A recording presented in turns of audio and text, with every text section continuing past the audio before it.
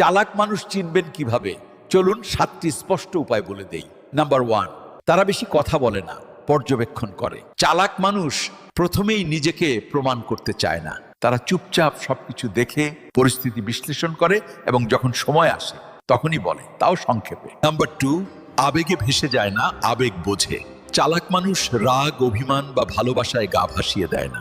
তারা আবেগকে নিয়ন্ত্রণ করে, অন্যের আবেগ পড়ে বুঝতে পারে কোন কথা কখন বলা উচিত আর কখন বলা উচিত নয়। নাম্বার 3, তারা কখনো নিজেকে সবার সামনে বড় দেখাতে চায় না। চালাক মানুষ চুপচাপ নিজেকে তৈরি করে। আর চালাকরা হারার ভয় পায় না, জেতার কৌশল খোঁজে। নাম্বার 4, তারা পরিস্থিতি অনুযায়ী নিজেকে বদলাতে জানে। চালাক মানুষ জেদি হয় না, হয় নমনীয়। নাম্বার 5, তারা সকলের বন্ধু হলেও খুব কমজনকেই বিশ্বাস করে।